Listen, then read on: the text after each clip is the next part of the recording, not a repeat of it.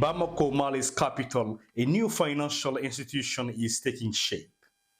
The Confederation Investment and Development Bank, known as BCID AES, has been officially launched by Mali, Burkina Faso, and Niger.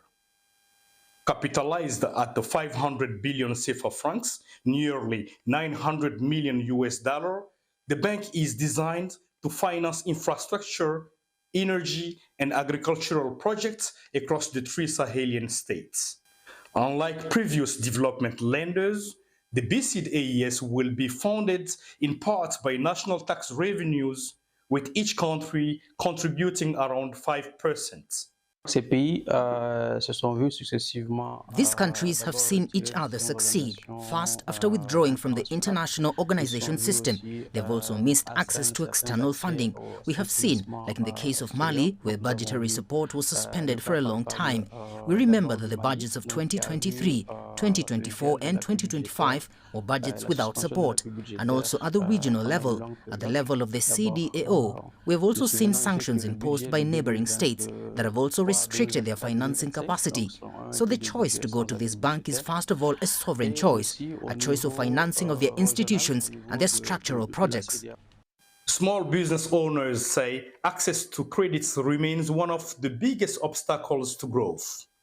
High interest rates, strict guarantees, and foreign-driven priorities have left many local projects unfunded. For entrepreneurs, a Sahel-owned bank offers hope. We welcome the creation of the AES Bank.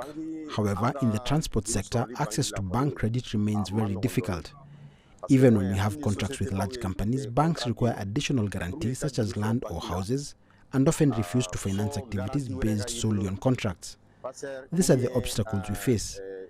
With the establishment of the AES Bank, we hope that this reality will be taken into account and that appropriate credit lines based on our contracts can finally be made available to transport operators. But economists question that the financial sovereignty has limits. The BCID AES is capitalized in CFA francs, a currency still linked to France and the euro. That raises questions about how independent the new institution can truly be. It must be understood that we still depend on the CFA franc. The CFA franc is largely controlled and, if I may say so, managed by the BCEO and is closely linked to the euro, which raises three issues. The first issue is that the rules governing this system are of course set by external institutions. That imposes their regulations on us, leaving us with no choice but to comply. Second, we are unable to create as much money as we would like to finance our own projects. This too is a serious question, a real problem that must be put on the table. And to go further, I would say that in the event of inflation, and if the BCEO itself were to impose restrictions or constraints, this could effectively block the AES states in the implementation of their plans. University analysts say the bank reflects both ambition and contradiction. Sanction, ECOWAS isolation, and declining Western engagements have pushed AES states towards self-financing, but the CFA francs remains the unresolved fault line.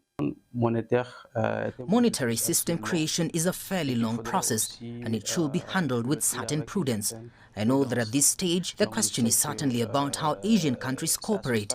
It is necessary to first build a certain level of reserves to be able to guarantee the credibility of the currency and also to guarantee the stability of the currency. Because from memory, we know that these countries have been hit by hyperinflation. We have lessons from Zimbabwe and Somalia, where one needed a bag full of currency notes to buy basic necessities such as bread. For ordinary citizens, the creation of the bank represents a renewed sense of hope for economic self-reliance. Whether the BCID AES becomes a foundation for concrete development for the Sahel states and a possible stepstone toward future common currency, or remain largely symbolic, will depend on how it is implemented in the months ahead. Mamadou Tapili, CGTN, Bamako.